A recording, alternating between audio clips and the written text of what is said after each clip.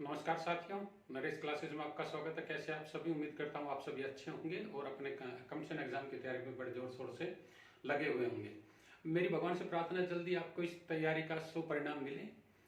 साथियों, वर्ष 2024 21वीं सदी का अभी तक का सबसे बड़ा चुनावी वर्ष है। भारत, पाकिस्तान, बांग्लादेश, वियतनाम, इंडोनेशिया समेत विश्व के लगभग 70 देशों में सरकारों के निर्वाचन के लिए चुनाव इस वर्ष होने वाले हैं। इन सभी देशों में जो चुनाव प्रक्रिया है वो 2 4 6 महीने के करीब चलेंगी और सरकारों का गठन हो जाएगा। इन सभी चुनावों में एक चुनाव ऐसा भी है जिस पर पूरे विश्व की निगाहें टिकी हुई हैं और जिसकी चुनाव प्रक्रिया लगभग 1.5 वर्ष तक चलती है। वर्ष 2023 में प्रक्रिया स्टार्ट हो गई थी, पूरे वर्ष 2024 तक चलेगी और इस चुनाव का परिणाम 6 जनवरी 2025 को घोषित होगा। जी हाँ, मैं बात कर रहा हूँ विश्व के सर्वाधिक शक्तिशाली देश के सर्वोच्च संवैधानिक पद अमेरिकन राष्ट्रपति पद के निर्वाचन के बारे में। अमेरिकन राष्ट्रपति पद का जो निर्वाचन है वो प्रत्येक 4 वर्ष के उपरांत होता है, प्रत्येक लीप ईयर में होता है। ये आपके कमीशन के एग्जाम का क्वेश्चन है कि अमेरिकन राष्ट्रपति पद का जो चुनाव है वो लीप ईयर में होता है। शताब्दी वर्ष को छोड़कर, शताब्दी वर्ष जो 400 से डिवाइड हो जाती है वही लीप ईयर होती है, अदर जो 4 से डिवाइड हो जाती है वो सभी लीप ईयर होती है। तो अमेरिकन राष्ट्रपति पद का निर्वाचन प्रत्येक 4 वर्ष के उपरांत लीप ईयर में होता है।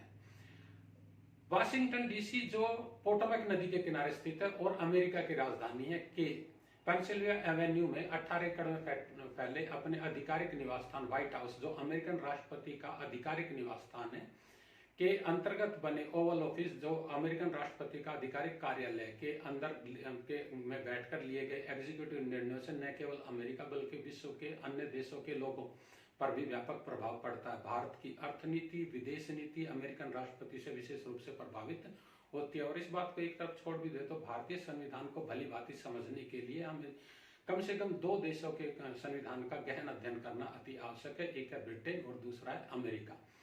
भारतीय जो संविधान है इस पर ब्रिटेन के संविधान का अधिक प्रभाव है। जिस प्रकार ब्रिटेन में संसदीय शासन व्यवस्था है उसी प्रकार भारत में भी संसदीय शासन व्यवस्था है। संसदीय शासन व्यवस्था में जो संवैधानिक प्रमुख होता है वो नाम मात्र का प्रमुख होता है और सरकार की वास्तविक कार्यकारी शक्तियां प्रधानमंत्री पद के अंतर्गत निहित होती है। तो भारत के राष्ट्रपति और भारत के प्रधानमंत्री दोनों पदों का समावेश यदि किसी में है तो वो अमेरिकन राष्ट्रपति है। अमेरिकन राष्ट्रपति संवैधानिक अध्यक्ष तो है ही, साथ के साथ वो वहां के वास्तविक अध्यक्ष भी है और उनका 4 साल का कार्यकाल, अमेरिकन राष्ट्रपति का जो कार्यकाल है वो 4 वर्ष का है, जबकि भारत के राष्ट्रपति का कार्यकाल 5 वर्ष का है। उनका 4 वर्ष का कार्यकाल इतना फिक्स है कि उनको लगभग हटाना असंभव है।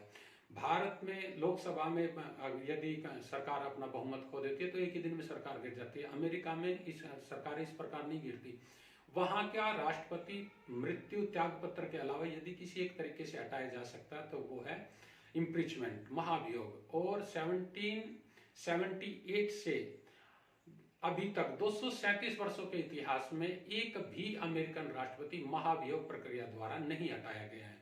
3 बार प्रयास जरूर हुए हैं। 1869 में एंड्रू जॉनसन के खिलाफ, 1999 में बिल क्लिंटन के खिलाफ और अभी फिलहाल वर्तमान में जो रिपब्लिकन पार्टी की तरफ से राष्ट्रपति पद की दौड़ में शामिल हैं डोनाल्ड ट्रंप का कार्यकाल 2016 से लेकर 2020 तक था।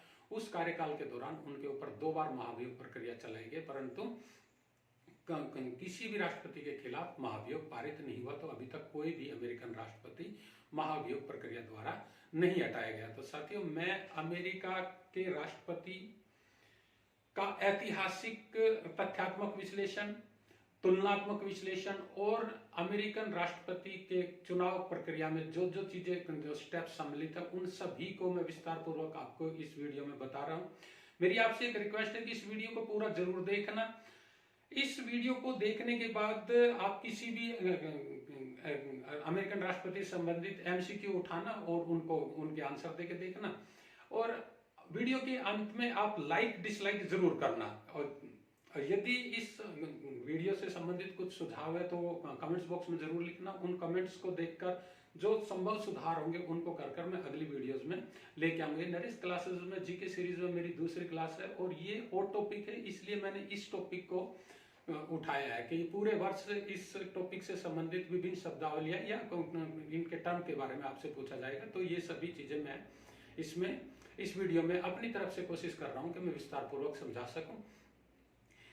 सीधा सीधा मैं अगर अमेरिकन राष्ट्रपति पद के निर्वाचन के बारे में बता दूं तो कुछ दिन बाद आप भूल जाओगे। मैं अमेरिकन का स्वतंत्रता संग्राम, उनका संविधान निर्माण, मेन राष्ट्रपति, विभिन्न पार्टियां, उपराष्ट्रपति, उन सभी के बाद आपको अमेरिकन राष्ट्रपति पद के निर्वाचन की प्रक्रियाओं के बारे में आपको बताऊंगा। तो आराम से आप तसल्ली से इस वीडियो को देखना और उसके बाद मुझे लाइक डिसलाइक कमेंट्स करके जरूर बताना।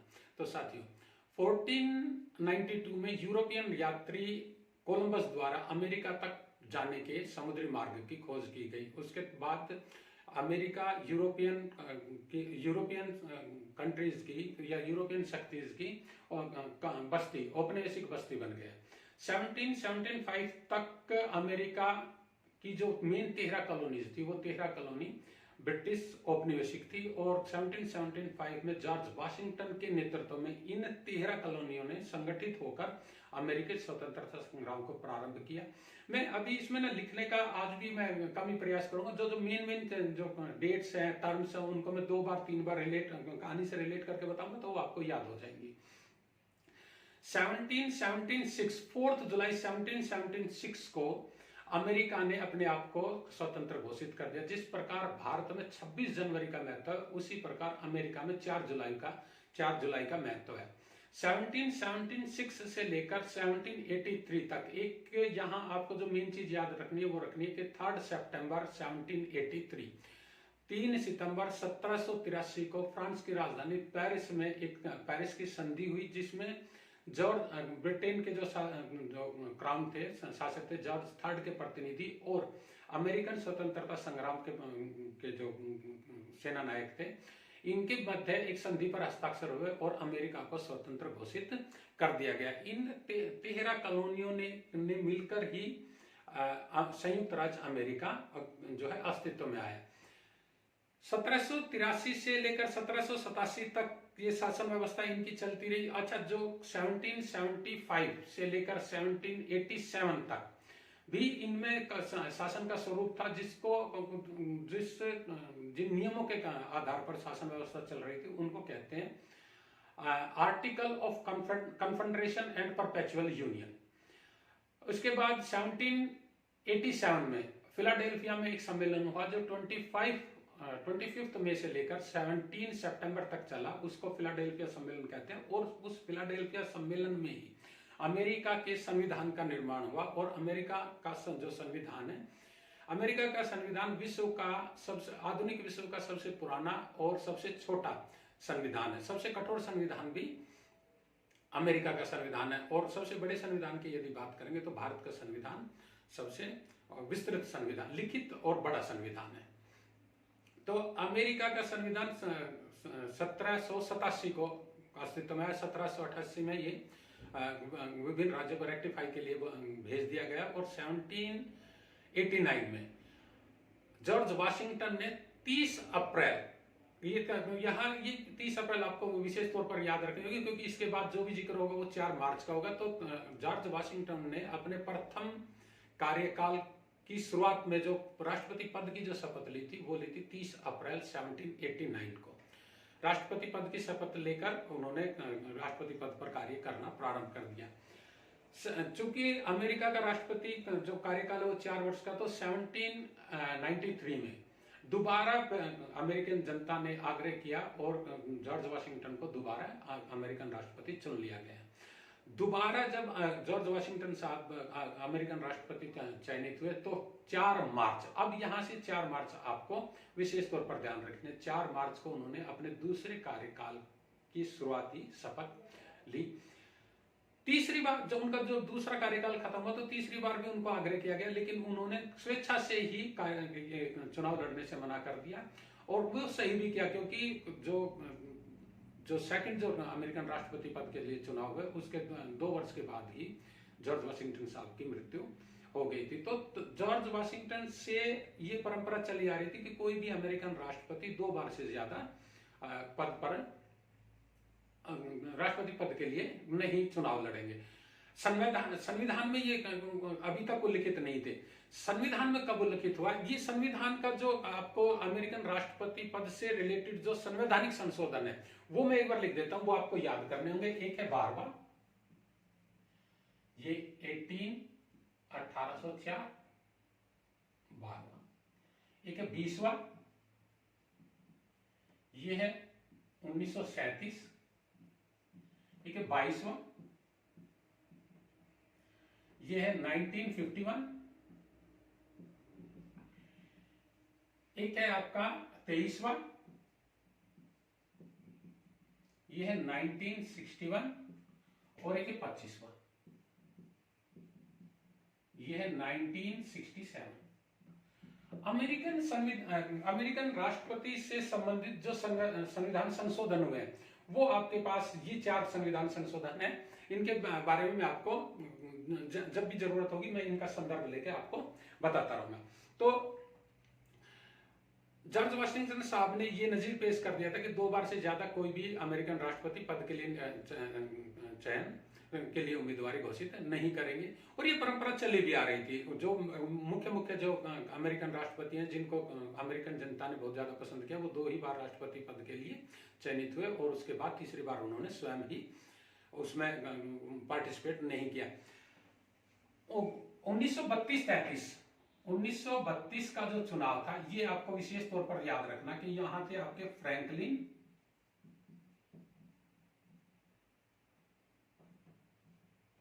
डेनेलो रूजवेल्ट, जिनको FDR भी कहा जाता है।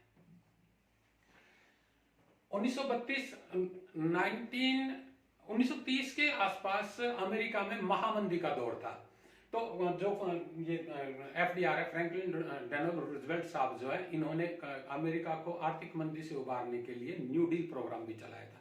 तो 1932 में ये राष्ट्रपति पद के लिए चयनित हुए, आर्थिक मंदी से इन्होंने उबारा। तो 32 के बाद 36 में भी इनको राष्ट्रपति पद के लिए दोबारा चयनित कर लिया गया। उसके बाद सेकेंड वर्ल्ड वॉर हो गया। सेकेंड वर्ल्ड वॉर में देश ने फिर इन्हीं के ऊपर विश्वास जताया कि आप ही राष्ट्रपति रहो। तो ये तीसरी बार 42 में भी चुन लिए गए। 32, 36, 40 में भी चुन लिए गए। और उसके बाद जब 44 में फिर दोबारा 4th टाइम जो था, तब भी द्वितीय विश्व युद्ध चालू था, तो इनको चौथी बार भी चुन लिया गया। चौथी बार चुनने 2 महीने के उपरांत ही इनकी मृत्यु हो गई। और 12 अप्रैल 1945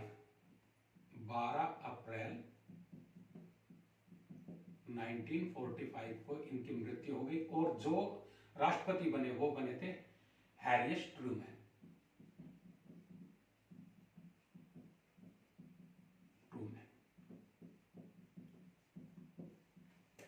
अब जो जॉर्ज वाशिंगटन साहब थे, जॉर्ज वाशिंगटन साहब ने दूसरे कार्यकाल में जो पद की शपथ ली थी वो ली थी 4 मार्च को।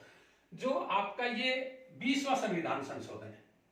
20वें संविधान संशोधन के तहत ये व्यवस्था की गई कि अमेरिकन नवनिर्वाचित राष्ट्रपति जो पद की शपथ लेंगे वो लेंगे 20 जनवरी को।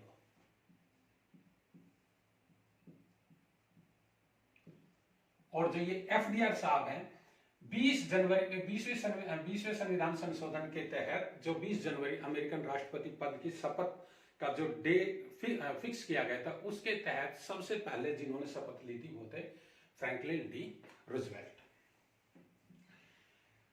हैरियस ट्रूमैन उपराष्ट्रपति से राष्ट्रपति बने और इन्होंने भी 2 कार्यकाल किए हैं। अमेरिकन राष्ट्रपति की तरह अमेरिका का उपराष्ट्रपति भी उतना ही महत्वपूर्ण होता है, क्योंकि अमेरिकी राष्ट्रपति के मंत्रिमंडल का जो मेन जो मिनिस्टर है वो है उपराष्ट्रपति। और उपराष्ट्रपति पद को की महत्ता को बताना जो सर्वप्रथम किया था तो वो था जब अमेरिका के संविधान में उपराष्ट्रपति राष्ट्रपति के रूप में कार्य करेंगे या पद का निर्वहन करेंगे, ऐसी व्यवस्था पूरी तरह स्पष्ट नहीं थी। तो जब 1878 से ये जो फर्स्ट जो मामला है वो आया 1841। 1841 यहाँ एक जो ये फ्रैंकलिन डी रूजवेल्ट साहब, इनका कार्यकाल तो सबसे बड़ा रहा है और जो सबसे छोटा रहा है वो रहा है विलियम हेनरी हैरिसन का। जो कुछ मेन चीज है वो मैं लिख देता हूं। इन्होंने केवल 31 दिन तक राष्ट्रपति पद पर कार्य किया है। इनकी मृत्यु के उपरांत जो उपराष्ट्रपति थे वो थे जॉन टायलर।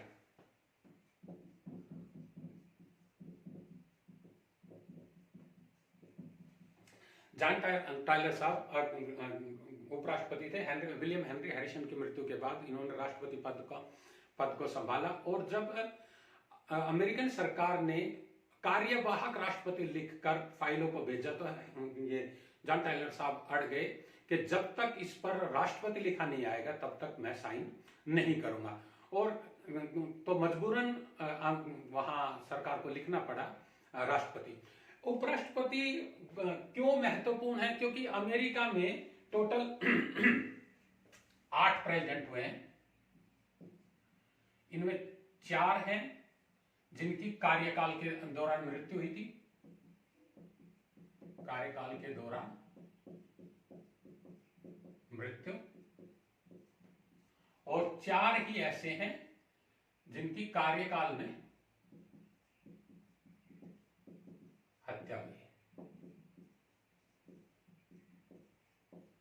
एक राष्ट्रपति है निक्सन, इन्होंने पद से इस्तीफा दे दिया था। जो 4 जो राष्ट्रपति हैं जिनकी कार्यकाल के दौरान मृत्यु हुई थी, एक सबसे पहले हैरिसन, दूसरे हैं हमारे Zachary Taylor,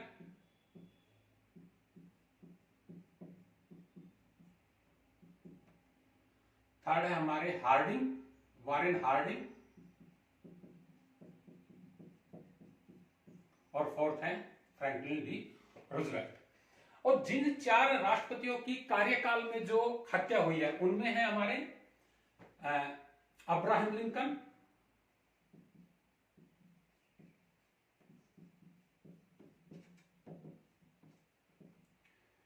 Garfield, James Garfield,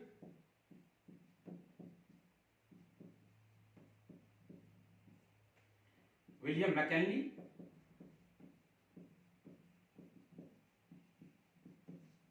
और जॉन एफ कैनेडी।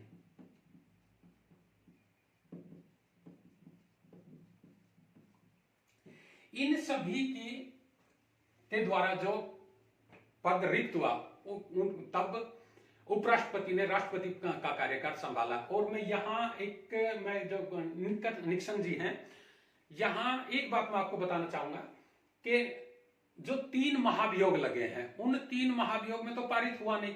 निक्सन जो थे, ये वाटरगेट एक वो था, वाटरगेट स्कैम, वाटरगेट स्कैम में इन्होंने पद से इस्तीफा दिया था। और इनके पद से इस्तीफा देने के उपरांत जो आए थे गेराल्ड फोर्ड,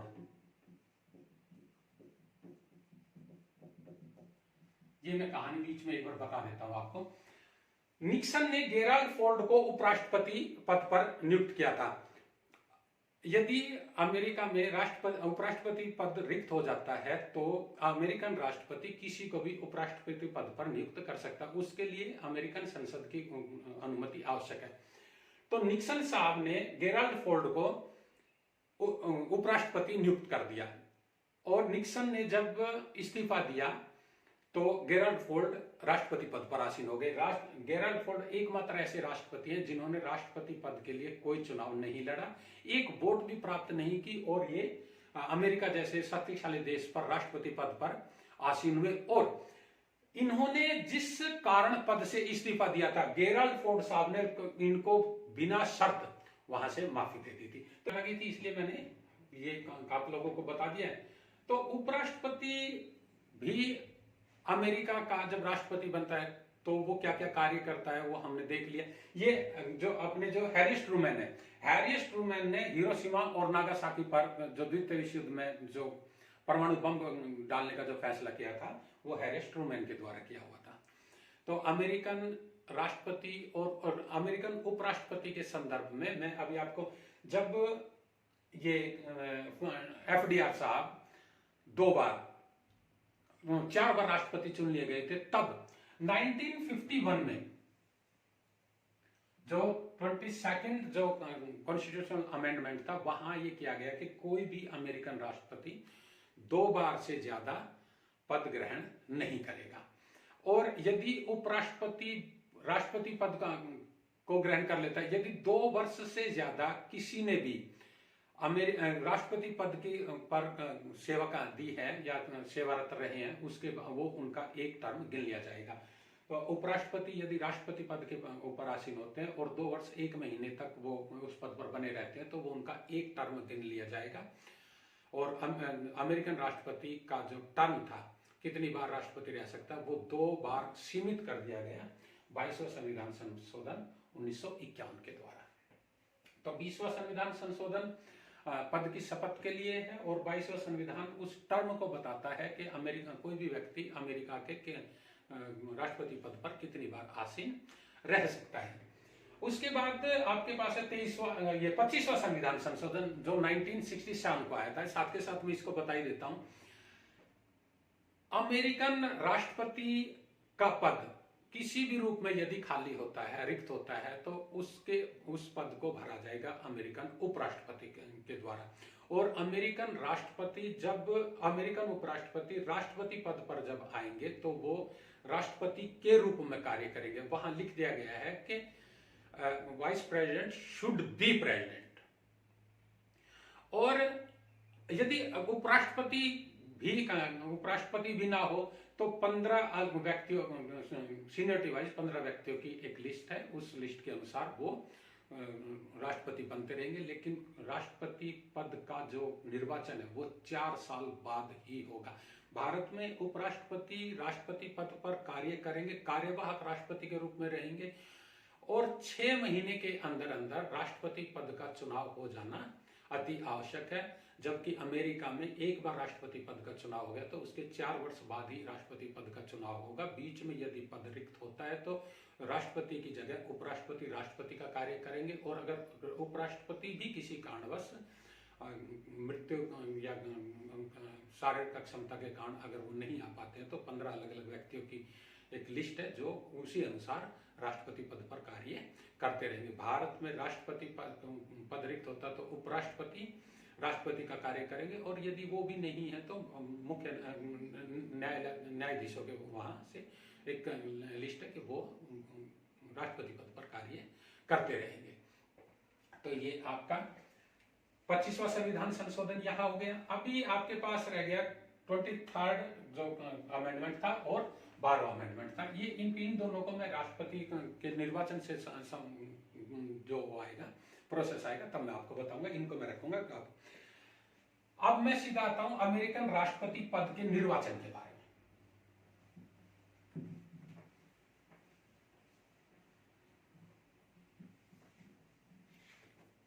इन नरेश क्लासेस में लिख देता हूं।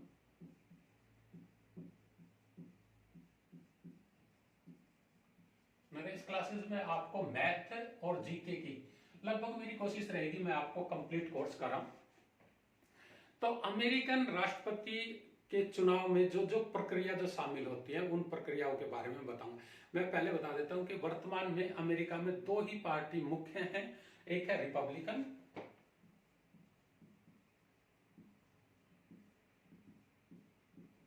और एक है डेमोक्रेटिक। रिपब्लिकन का जो सिंबल है वो है एलिफेंट और इसका है वो है डंकी। आज तक रिपब्लिकन पार्टी ने 19 प्रेसिडेंट दिए हैं और डेमोक्रेटिक ने 17 दिए। रिपब्लिकन पार्टी की जो स्थापना हुई थी वो हुई थी 1854 में और डेमोक्रेटिक की जो स्थापना हुई थी वो हुई थी 1829। जॉर्ज वाशिंगटन साहब स्वतंत्र थे, इंडिपेंडेंट थे।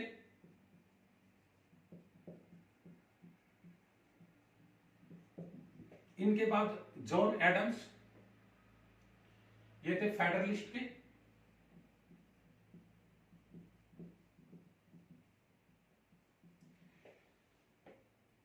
फिर आई हमारे पास डेमोक्रेटिक रिपब्लिकन। डेमोक्रेटिक रिपब्लिकन के हुए 4। एक आई हमारे पास व्हिग के हुए 4। तो ये हमारे पास अभी तक जो अमेरिका में जो राष्ट्रपति हुए हैं उनकी संख्या है। यदि इंडिविजुअल की बात करें तो 47 प्रेसिडेंट का इलेक्शन है, प्रेसिडेंट इलेक्शन है 2024। और टर्म वाइज देखें तो 16th प्रेसिडेंट इलेक्शन है 2024। जो रिपब्लिकन के जो सबसे पहले जो प्रेसिडेंट थे वो थे अब्राहम लिंकन।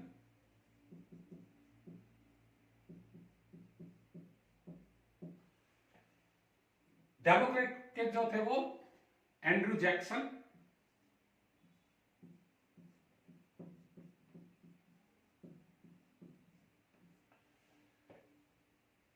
फेडरलिस्ट के जो थे वो थे जॉन एडम। डेमोक्रेट रिपब्लिकन के जो थे वो थे जेम्स थॉमसन।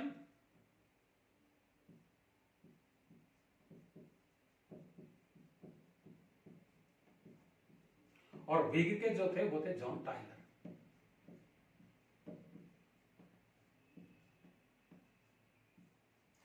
जो डेमोक्रेटिक रिपब्लिकन थी यही व्हिग और डेमोक्रेटिक के रूप में बटी थी। कई लोग सोचते हैं कि डेमोक्रेटिक रिपब्लिकन आखिर में डेमोक्रेटिक और रिपब्लिकन में टूट गई थी। नहीं, जो ये व्हिग जो पार्टी थी ये व्हिग आगे जाके रिपब्लिकन पार्टी में मिली। ये आपको थोड़ा सा मैं पार्टियों के बारे में बता रहा हूं कि पार्टियों की संरचना इस प्रकार थी। वर्तमान में ये आपको याद ही हो जाएगा।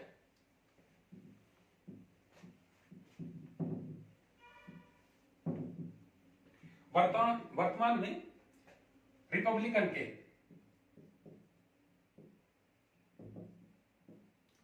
जो दौड़ में शामिल है वो है डोनाल्ड ट्रंप और निक्की हेली।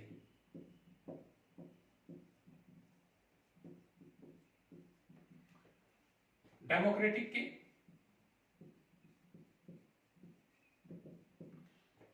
Joe Biden.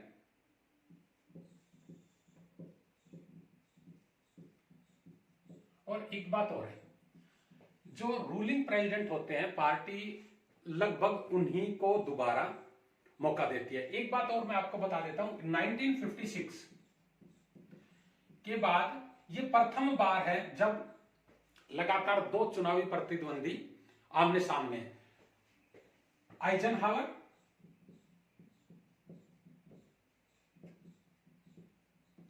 और एडले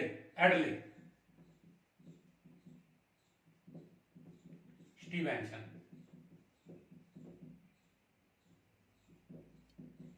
1956 में आखिरी बार ये प्रतिद्वंदी थे। 1952 में भी यही दोनों थे।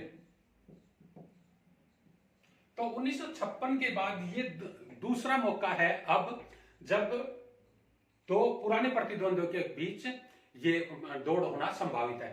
तो 2016 से 20 का जो मुकाबला था, 20 से जो 24 का मुकाबला था वो डोनाल्ड ट्रंप और जो बाइडेन के बीच में था। और अभी भी जिस प्रकार की सिचुएशन अमेरिका में चल रही है वहां से लगता है कि दोबारा भी 2024 में भी इन्हीं के बीच में मुकाबला होगा। तो 1956 के बाद ये दोबारा मुकाबला ये इस प्रकार होने की संभावना 2024 में। आइजनहावर के बारे में मैं आपको बता देता हूं। आइजनहावर प्रथम अमेरिकी राष्ट्रपति जो भारत आए। पूछा गया कई बार आपसे। तो आइजनहावर ये 1959 में आए थे। जवाहरलाल नेहरू के काल में।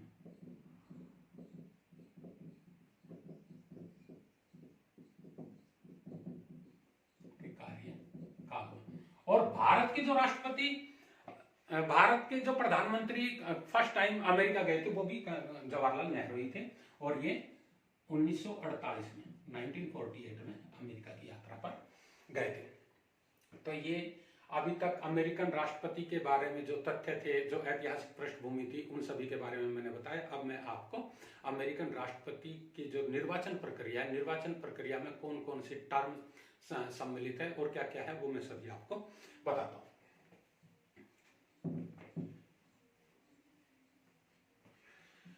अमेरिकन राष्ट्रपति के पद के निर्वाचन में जो सबसे पहला टर्म है वो है announcement of intention. Number 1,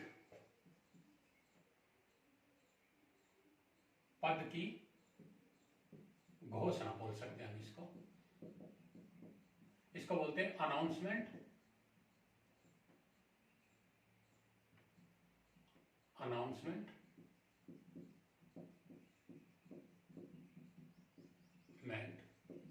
of intention.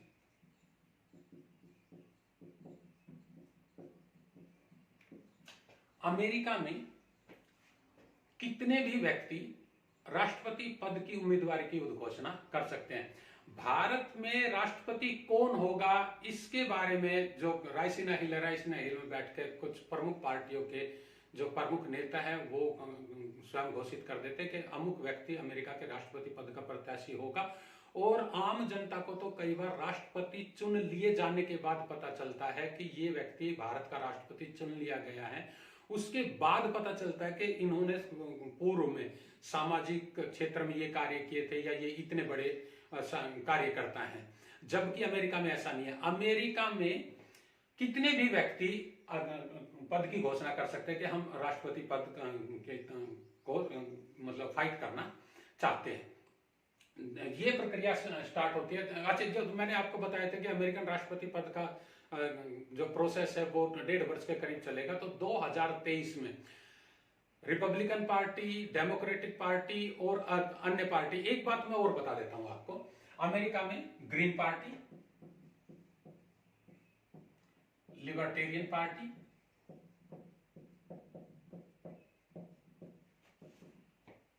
Natural law party,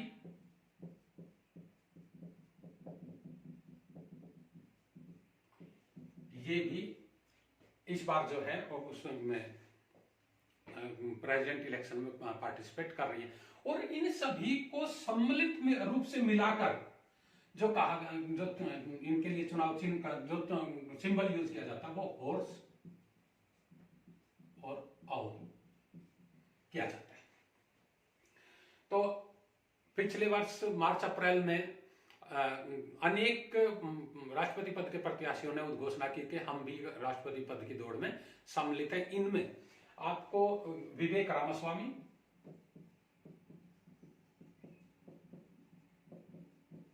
Harshvardhan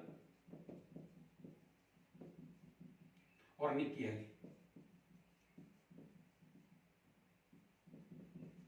ये तीनों भारतीय मूल के हैं। इन्होंने भी ये घोषणा की थी कि हम भी राष्ट्रपति पद के उम्मीदवार हैं। राष्ट्रपति पद की उम्मीदवारी की घोषणा तो कोई भी कर देता, धीरे धीरे उनको पता भी चलता है कि हमने ये क्यों कर दिया, लेकिन जो वहां की जनता को ही ये अधिकार है कि कौन व्यक्ति राष्ट्रपति पद के लिए चुनाव लड़ेगा।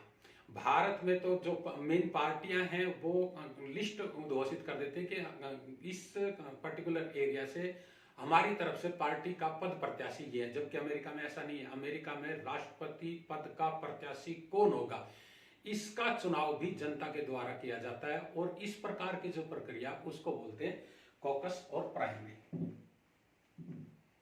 ये अभी आपको ये जो सारी चीजें हैं ये अमेरिकन राष्ट्रपति पद के में जो प्रोसेस में कॉकस और प्राइमरी।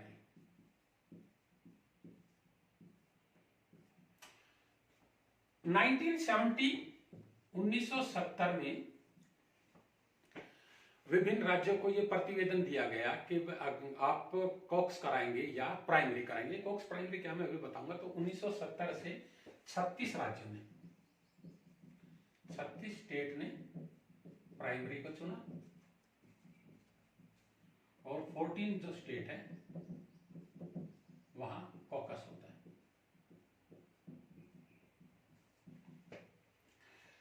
कॉकस क्या है? जब पार्टी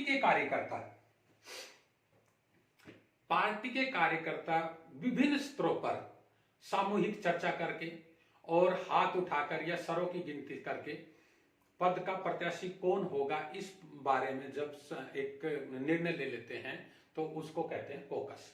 प्राइमरी क्या है? प्राइमरी में चुनाव होता है, राज्य सरकारें चुनाव कराती हैं, राज्य सरकारें उन चुनावों का खर्च वहन करती है। एक बात मैं आपको बता देता हूं, अमेरिका में संघीय चुनाव कार्यालय नहीं है, यह मेन बात है। संघीय चुनाव कार्यालय नहीं है। तो क्योंकि अमेरिका एक फेडरल गवर्नमेंट है और फेडरल गवर्नमेंट में राज्यों ने संघ का निर्माण कर रखा है। राज्यों के पास अपनी शक्तियां, अपना संविधान है, अपनी नागरिकता है, अपना अलग फ्लैग है। उन राज्यों ने संघ को कुछ शक्तियां दी हुई है। उन विषयों के अलावा जितने भी विषय पे उन पर कानून बनाने के लिए राज्य सरकार पूर्णतः मुक्त है। तो वहां संघीय चुनाव कार्यालय नहीं है, वहां नारा, NARA, ये आपने फर्स्ट टाइम सुना होगा, नेशनल आर्काइव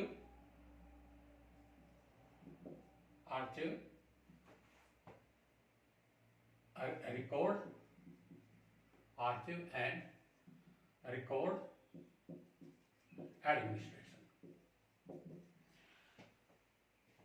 ये नारा विभिन्न राज्यों को चुनाव संबंधित चिट्ठियां जारी करता है और राज्यों के ऊपर है कि वो प्राइमरी कराएं या कॉकस कराएं। तो प्राइमरी एक होती है क्लोज प्राइमरी, एक होती है ओपन प्राइमरी। क्लोज प्राइमरी में जो पार्टी के सदस्य हैं वही चुनाव में भाग लेते हैं और ओपन प्राइमरीज में जनता भी उसमें भाग लेती है। तो जो कॉकस है, अभी मैं आपको बता रहा हूं, एक जो स्टेट है वो है हमारे पास आयोवा, के बाद है न्यू हैम्पशायर, फिर है साउथ कैरोलिना,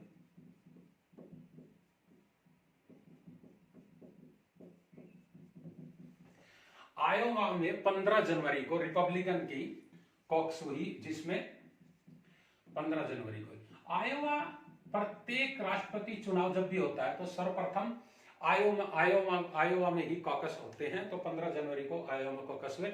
इसमें जो निक्की हेली है वो 3rd नंबर पर रही और रॉन डेंसिस्ट, ये मैंने वहां नहीं लिखा था, यहां मैं बता देता, रॉन डेंसिस्ट 2रे नंबर पर रहे थे। साउथ कैरोलिना, जहां की निक्की हेली पूर्व गवर्नर रह चुकी हैं, निक्की हेली इसके साउथ कैरोलिना की सबसे युवा गवर्नर रही है। तो साउथ कैरोलिना की युवा गवर्नर आयोवा में 3rd स्थान पर रही, जो रॉन डेंसिस्ट से थे, ये 2nd उस पर रहे।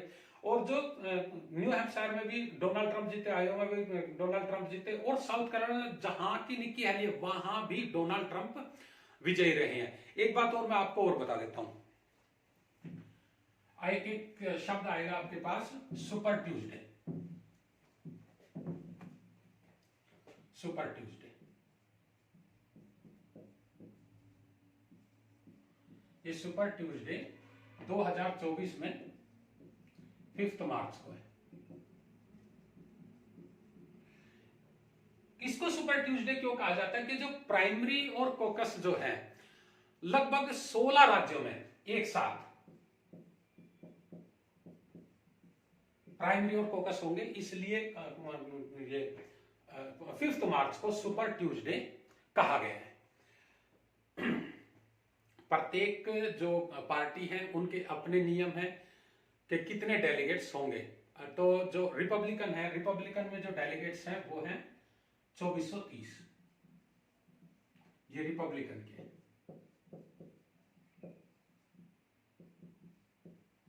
और राष्ट्रपति पद का उम्मीदवार घोषित होने के लिए जो वोटों की संख्या यहां जो चाहिए, वो चाहिए हमें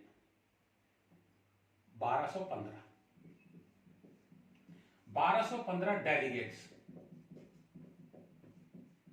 जिसके पक्ष में वोट देंगे वो राष्ट्रपति पद का उम्मीदवार होगा। और जो डेमोक्रेटिक है, डेमोक्रेटिक में जो डेलीगेट्स हैं वो हैं 3971। यहां जो डेलीगेट्स की जो राष्ट्रपति पद प्रत्याशी के लिए जो डेलीगेट्स की जो संख्या है वो है 1971। जो एक आपके पास आएगा सुपर डेलीगेट। सुपर डेलीगेट कौन होता है?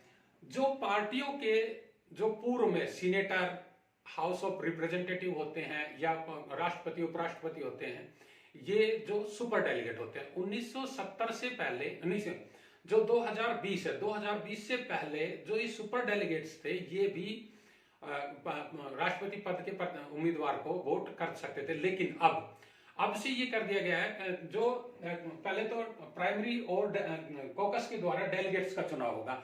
डेलीगेट्स का चुनाव होने के बाद एक होगी आपके पास नेशनल कन्वेंशन। ये नेशनल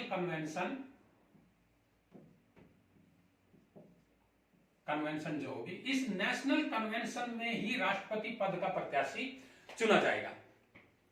विभिन्न राज्यों से प्राइमरी और कॉकस के द्वारा जो डेलीगेट्स चुने गए हैं वो डेलीगेट्स प्रतिज्ञाबद्ध होते हैं, यानी कि वो प्रतिज्ञा लिए होते हैं कि नेशनल कन्वेंशन में वो उस ही व्यक्ति को राष्ट्रपति पद के लिए वोट देंगे जिसके लिए वहां की जनता ने उनको चुनकर भेजा गया है।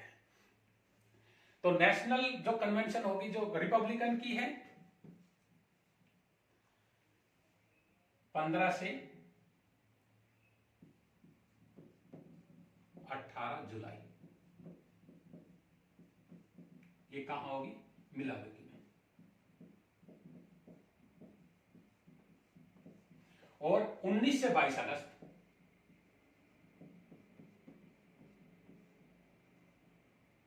ये होगी आपकी मिलावकी के बाद ये होगी शिकागो,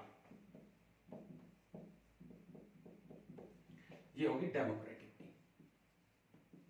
डेमोक्रेटिक की जो नेशनल कन्वेंशन होगी वो होगी 19 से लेकर 22 अगस्त तक शिकागो में। इस नेशनल कन्वेंशन में ये चुन लिया जाएगा कि अमेरिका के राष्ट्रपति पद का प्रत्याशी विभिन्न पार्टियों की तरफ से कौन होगा। नेशनल कन्वेंशन के बाद चुनाव प्रचार। अच्छा, यदि निर्धारित संख्या में, यदि जैसे देखो रिपब्लिकन का जो नेशनल कन्वेंशन होगी वो 12 से 18 जुलाई को होगी और नेशनल कन्वेंशन में रिपब्लिकन पार्टी के राष्ट्रपति पद के उम्मीदवार को जो डेलीगेट्स की संख्या की जरूरत है वो है 1215 की। यदि यहां 1215 डेलीगेट्स ने उसके पक्ष में वोट नहीं किया तो उसके बाद जो ये जो डेलीगेट्स थे ये शुरुआत में तो ये प्रतिज्ञाबद्ध थे कि इनको वोट ही उस व्यक्ति को देनी है जिनके लिए इनको विभिन्न राज्यों से चुनकर भेजा गया था, परंतु अब ये उस प्रतिज्ञा से मुक्त हो जाते हैं और उसके बाद दोबारा फिर ये वोट देते हैं और उन वोटों में यदि 1215 की संख्या किसी ने प्राप्त कर ली तो वो उस पार्टी का राष्ट्रपति पद का प्रत्याशी होगा। यह है नेशनल कन्वेंशन में डेलीगेट्स और सुपर डेलीगेट्स का काम। डेलीगेट्स और सुपर डेलीगेट्स नेशनल कन्वेंशन में सिर्फ अमेरिकन राष्ट्रपति पद का प्रत्याशी कौन होगा ये चुनने के लिए जाते हैं और उसके बाद इन डेलीगेट्स का काम यहीं खत्म हो जाता है। अब उसके बाद एक है आपके पास, हमारे पास 1987 में एक एनजीओ का गठन हुआ। एनजीओ जो था कमीशन ऑन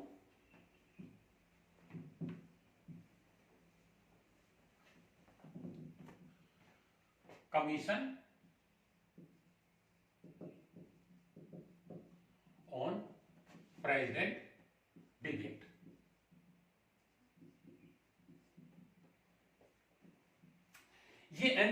गठन हुआ। ये एनजीओ क्या करता है कि अमेरिकन, जब ये चुन लिया गया कि अमेरिका का राष्ट्रपति कौन होगा जो अमेरिकन राष्ट्रपति पद के लिए चुनाव लड़ रहा है, उसके बाद चूंकि पूरे देश में जाना तो संभव है नहीं एकदम से, क्योंकि समय कम रहता है। ये अगस्त की बात है, सितंबर और अक्टूबर का महीना ही रहेगा, उसके बाद नवंबर में तो वहां आम चुनाव होने ही है।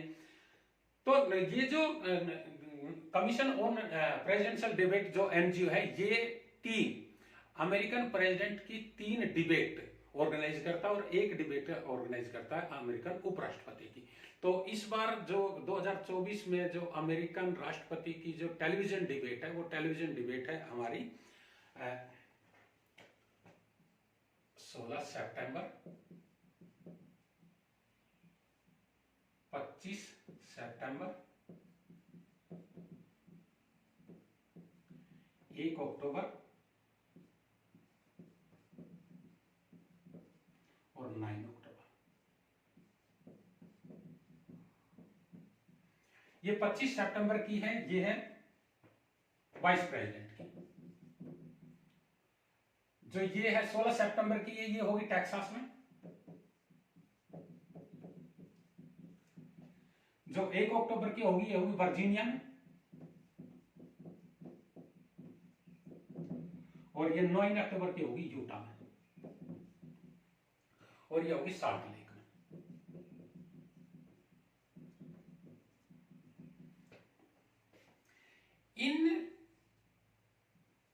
ये 3 जो प्रेसिडेंट की जो डिबेट है, यहां आमने सामने दोनों पार्टियों के जो कैंडिडेट हैं वो आमने सामने डिबेट करते हैं और अपनी भावी योजनाओं के बारे में बताते हैं। इस डिबेट में जो दर्शक होते हैं उनके बारे में उनसे कुछ मतलब पहले डिबेट से पहले राय ली जाती है और डिबेट के बाद में राय ली जाती है, तो पता चलता है यहाँ निर्णायक कोई नहीं होता। उनकी राय से ही एनजीओ ये जानकारी प्राप्त करते हैं कि किसका पलड़ा भारी है। तो अमेरिकन राष्ट्रपति की 3 डिबेट है, 16 सितंबर, 1 अक्टूबर और 9 अक्टूबर। 25 सितंबर को है वाइस प्रेसिडेंट की 1 डिबेट होती है, वो है वाइस प्रेसिडेंट की। उसके बाद अब आता है जो मेन जो इलेक्शन है, उस मेन इलेक्शन के बारे में। अभी भी जिस प्रकार भारत में राष्ट्रपति का चुनाव अप्रत्यक्ष रूप से होता है, इसी प्रकार अमेरिका में भी अप्रत्यक्ष रूप से ही होता है। और मैं पीछे बताना भूल गया था कि अमेरिकन संविधान में जो अमेरिकन राष्ट्रपति पद के लिए जो अर्हताएं हैं वो क्या क्या है। अमेरिकन राष्ट्रपति पद की जो अर्हताएं हैं वो 35 वर्ष पूरा कर चुका हो, जन्म से अमेरिका का नागरिक हो, का नागरिक 35 वर्ष, और 14 वर्षों से अमेरिका में रह रहा हो निवास। ये लगातार निवास नहीं है, मतलब 14 वर्ष उसका अमेरिका में निवास होना चाहिए। ये अमेरिकी राष्ट्रपति पद पर निर्वाचित होने के लिए जो आवश्यक अर्हताएं हैं वो है। तो अमेरिका में भी राष्ट्रपति का जो चुनाव है वो अप्रत्यक्ष रूप से होता है, प्रत्यक्ष रूप से नहीं होता। अब आपको लगेगा, क्योंकि ये अमेरिका के राष्ट्रपति की जो निर्वाचन प्रक्रिया है बड़ी मनोरंजक, और हम इसको कह सकते हैं कई बार तो अभी तो आज की डेट में हमें ये लगेगा कि ये मतलब इसकी जरूरत है क्या। जब हम 1788 की बात करें, उस समय राष्ट्रपति के बारे में पूरे वो नहीं जान सकते थे कि भाई सभी को राष्ट्रपति के बारे में पता हो, लेकिन अब तो कम से कम मीडिया का ये इंटरनेट का दौर है, यहाँ सभी को पता चल जाता। तो एक बार तो डेलीगेट्स चुनने के लिए मतदान हुआ, उसके बाद अब इलेक्टोरल कॉलेज के लिए मतदान होगा, तो 2-2 बार जनता उसमें भाग लेती है। और उसके बाद जो ये इलेक्टोरल कॉलेज में जो चुने गए हैं वोटर्स, वो वोटर्स फिर जाकर वोट करेंगे। तो ये थोड़ा सा हास्यास्पद लगता है आज के दौर में। इसके बाद जब ये 3 डिबेट हो चुकी है, अब चूंकि सितंबर अक्टूबर में हुआ है, तो नवंबर में जो है जो इलेक्टोरल कॉलेज है, इलेक्टोरल कॉलेज के वोटरों के लिए अब जो चुनाव होगा, और ये जो चुनाव होता है ये इलेक्शन डे के रूप में माना जाता है। और ये वहां फिक्स है, अमेरिकन संविधान में ही फिक्स कर रखा है कि नवंबर नवंबर में होगा ये, और ट्यूसडे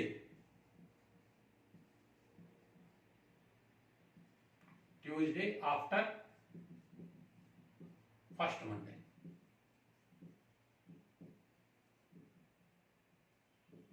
ये फिक्स है कि नवंबर के प्रथम सोमवार के बाद जो पहला मंगलवार आएगा उस दिन वो इलेक्शन डे होगा। और जो इलेक्शन है उस इलेक्शन के बारे में भी आपको बता देता हूं। जो एक राष्ट्र एक चुनाव की अवधारणा है वो अमेरिका में पूरी तरह सार्थक है। यहां कुछ चीजें आपको थोड़ा सा ध्यान देकर समझनी है। अमेरिका की संसद में हाउस ऑफ रिप्रेजेंटेटिव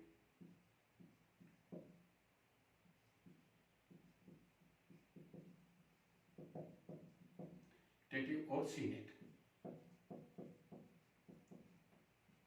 अमेरिकी संसद इन दो से मिलकर बनती है। सीनेट का जो कार्यकाल है वो 6 वर्ष का है, और ये एचओआर का है वो है 2 वर्ष का। थोड़ा सा समझने की जरूरत है। तो प्रत्येक 2 वर्ष के उपरांत तो हाउस ऑफ रिप्रेजेंटेटिव का होगा, और 6 वर्ष इनका कार्यकाल है, और प्रत्येक 2 वर्ष बाद 1/3 का चुनाव होगा।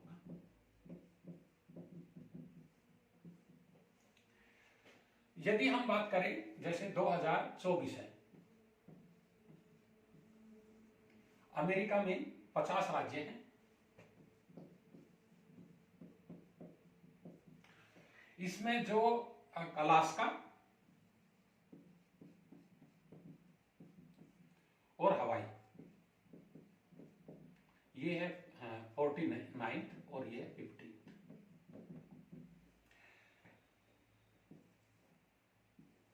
1959 में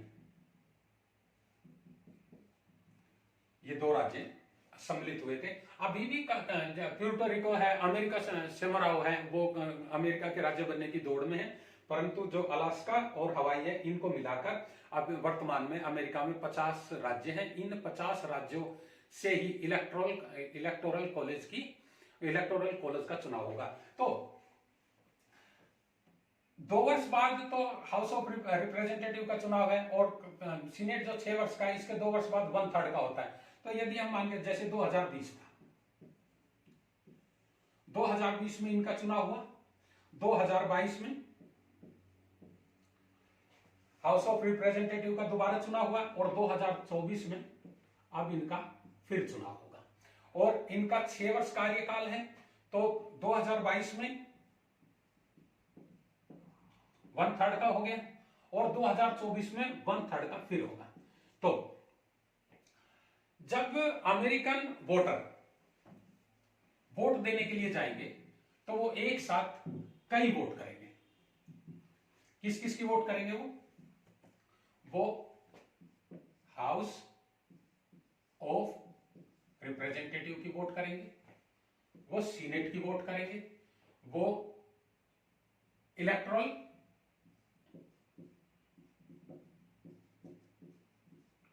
कॉलेज के लिए वोट करेंगे, और वो गवर्नर के लिए भी वोट करेंगे। जो अच्छा ये जिस वर्ष इन तीनों का चुनाव हो उसको ओन ईयर, और जिस वर्ष इन दोनों का चुनाव हो उसको ऑफ ईयर चुनाव कहते हैं। तो अमेरिकन राष्ट्रपति का जो चुनाव वर्ष है उस चुनाव वर्ष के अमेरिका में टोटल 50 जो स्टेट है, इन 50 स्टेट में जो 45 स्टेट है, 50 के 50 में गवर्नर है, 50 में गवर्नर है। और जब अमेरिकन राष्ट्रपति का चुनाव होता है तो 9 राज्यों के गवर्नर का भी चुनाव होता है, गवर्नर का भी चुनाव होता है। तो जब जो अमेरिकन नागरिक जो 5 नवंबर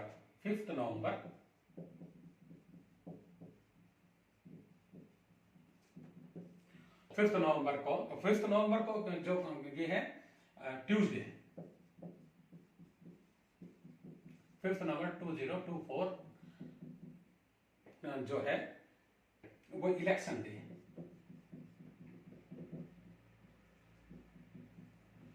अच्छा, ये ट्यूसडे ही क्यों चुना उन्होंने? क्योंकि संडे चर्च जाने का दिन, मंडे, चूंकि वहां जिस टाइम संविधान लिखा गया था उस टाइम मीन्स ऑफ ट्रांसपोर्टेशन इतना फास्ट नहीं था, तो मीन्स ऑफ ट्रांसपोर्ट करने के लिए एक दिन दिया गया। उसके बाद जो मंगलवार आया, मंगलवार को चुनाव किया जाएगा। तो जो इलेक्टोरल कॉलेज होता है, इलेक्टोरल कॉलेज में कुल कितने सदस्य होते हैं, कितने सदस्यों के लिए चुनाव किए जाते हैं, और यहां भी आपको थोड़ा सा ध्यान देने की जरूरत है। ये चीजें समझने यदि आएंगे तो बिल्कुल इजीली समझ में आ जाएगा। टोटल जो इलेक्टोरल कॉलेज में वो है 538, यहां ये मैं बताता हूं। अच्छा, भारत में भी जो अप्रत्यक्ष चुनाव होता है, और भारत में जो राष्ट्रपति के लिए इलेक्टोरल कॉलेज में जो वोटरों की संख्या है वो है 4196। नोट कर लेना इसको। इसमें 4120 तो है स्टेट से, और 776 है लोकसभा और राज्यसभा से। तो भारत में जो इलेक्टोरल कॉलेज में वोटरों की संख्या है वो है 4896, और अमेरिका में जो है वो 538। इसमें जो है 435 हाउस ऑफ रिप्रेजेंटेटिव, और 100 है सीनेटर, और 3 जो वोट है वो वाशिंगटन डीसी से, तो टोटल जो हो गई वो हो गई 538। इनमें भी अभी जो यहाँ के जो वोटरों की जो ये इलेक्टोरल कॉलेज में जो ये वोटर्स हैं, इन वोटर्स का चुनाव भी बड़ा दिलचस्प है। यहां है winner take all, winner take all. ये मैं आपको पूरी तरह समझाऊंगा अभी, एक बार बस थोड़ा सा इन चीजों को समझ लेंगे तो आपके लिए आसानी होगी। मैं ये ना वोटरों की संख्या जो इलेक्टोरल कॉलेज में इनको यूं की रखता हूं, और बाकी का मैं आपको समझाता हूं। अमेरिका में टोटल 50 स्टेट हैं। इन 50 स्टेट में 22 स्टेट हैं जो है रिपब्लिकन की,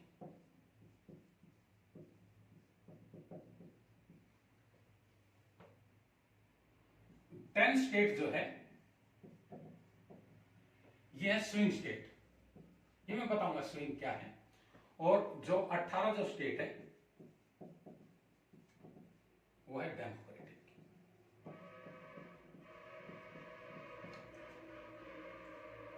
यहां जो टोटल जो सीट है इलेक्टोरल कॉलेज की वो है 165 अराउंड, यहां है 160 और यहां है 213।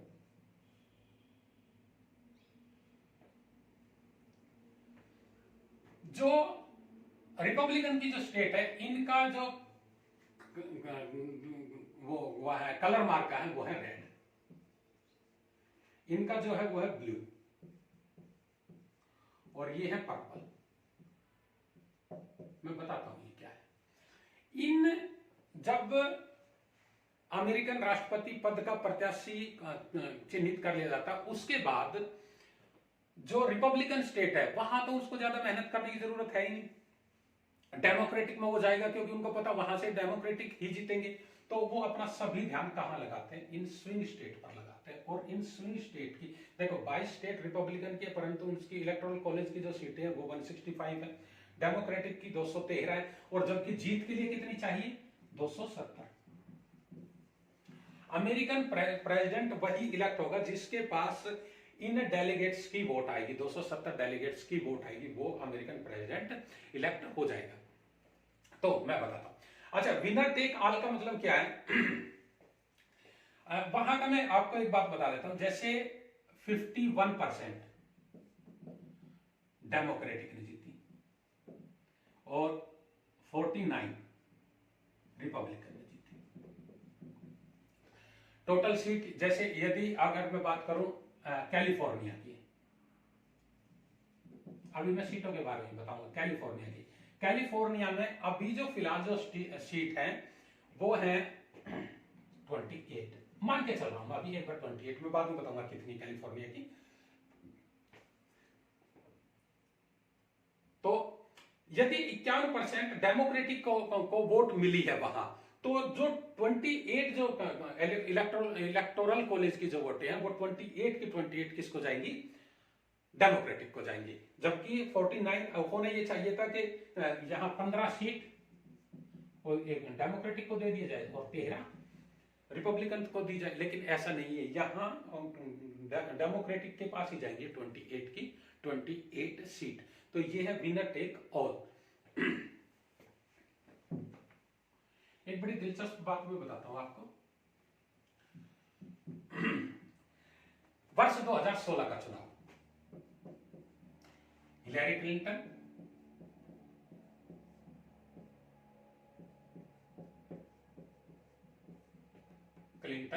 और डोनाल्ड ट्रंप के बीच में था।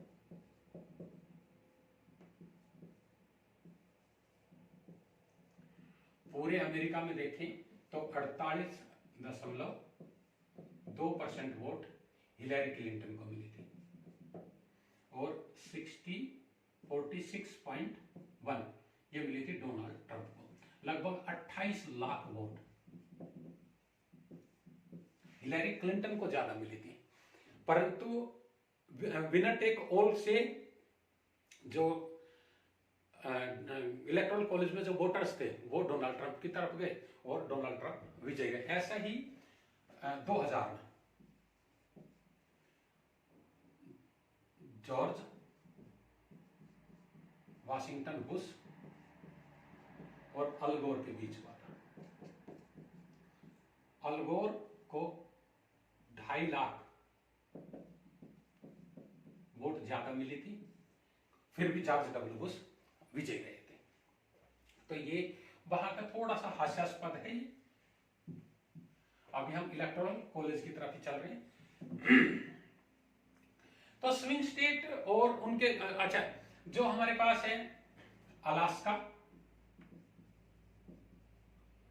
Alabama, Arkansas, Oklahoma, North Dakota, South Dakota,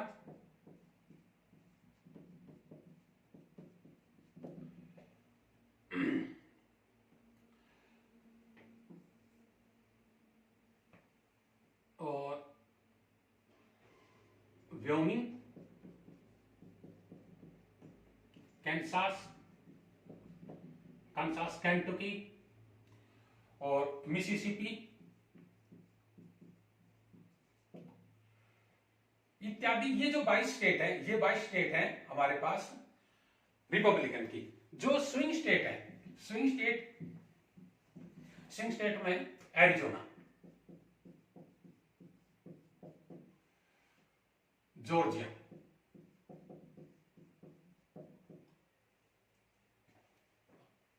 Florida,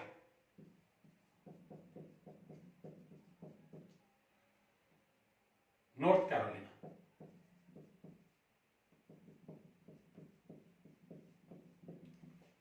Pennsylvania,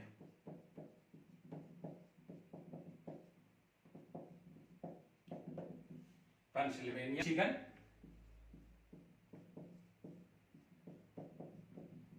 Minnesota,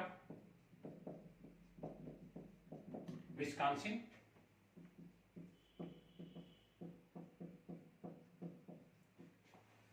Ohio, Nevada,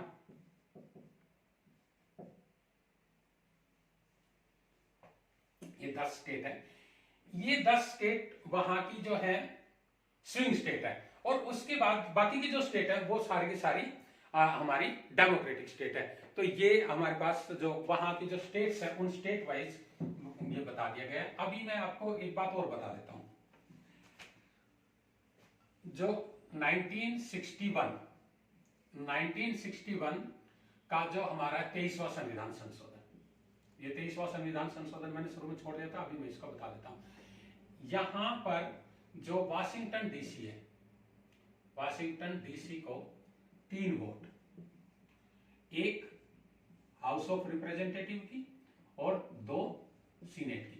Washington DC का डिस्ट्रिक्ट ऑफ कोलंबिया बोलते हैं, लेकिन इसका कोलंबिया से कोई वो नहीं है, ये अलग केंद्र शासित प्रदेश हम मान सकते हैं। चूंकि यहाँ राष्ट्रपति भवन है, तो दिल्ली के तरह इन्होंने भी ये कहा कि भी हमें भी इसमें राष्ट्रपति के लिए जो निर्वाचन प्रक्रिया है, तो हमें भी कुछ सीटें दी जाए। तो 1961 में इनको 3 सीटें दी गई, और सीटों का जो आवंटन है, सीटों का आवंटन अब 1961 के संविधान संशोधन के तहत किया जाता है।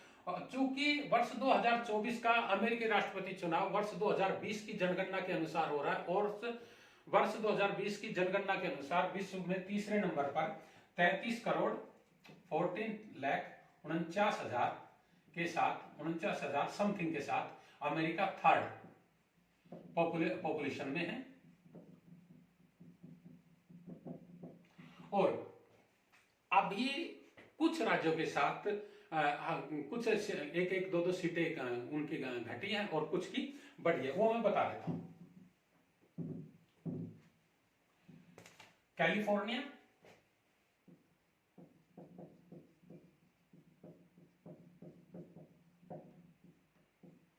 New York,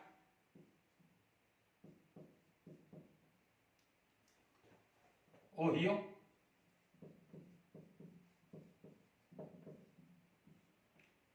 West Virginia,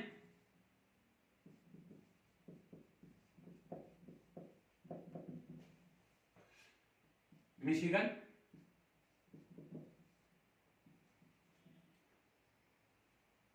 इलिनियोस, Pennsylvania.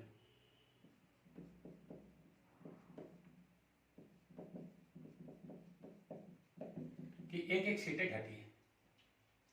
तो यहां पहले टोटल जो वोट थी ना, वो 55 थी, अभी यहां रह गई है 54। न्यूयॉर्क में 29 थी, 28 रह गई है।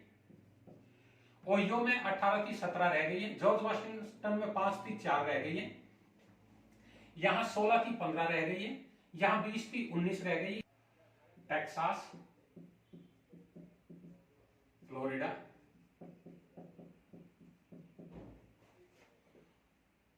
मोंटाना,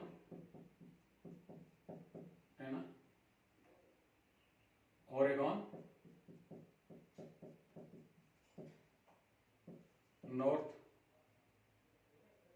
नॉर्थ कैरोलिना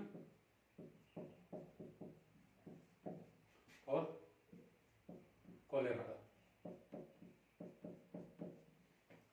यहां 2 बढ़ी, 3 और 2 5, ये हो गए 40, ये हो गई 30। मोंटाना की है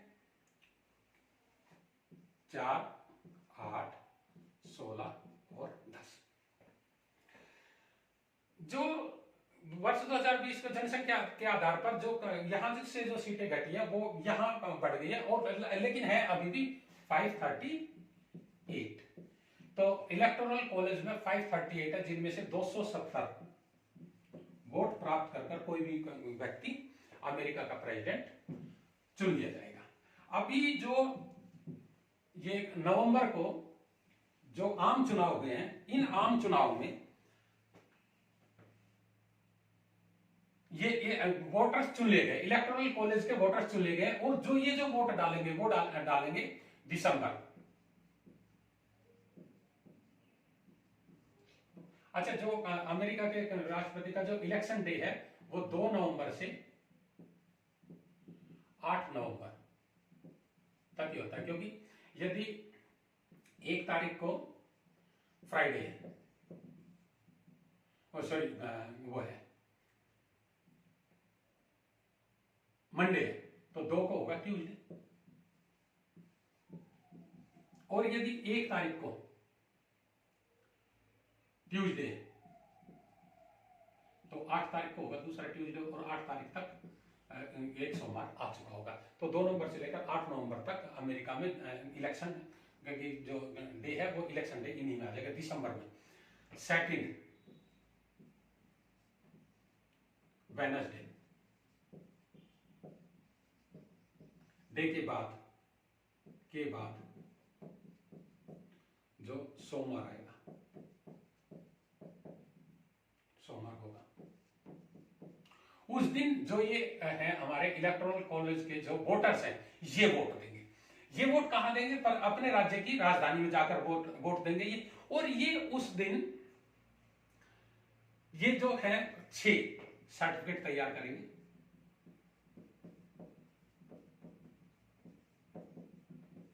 एक जाएगा सीनेट को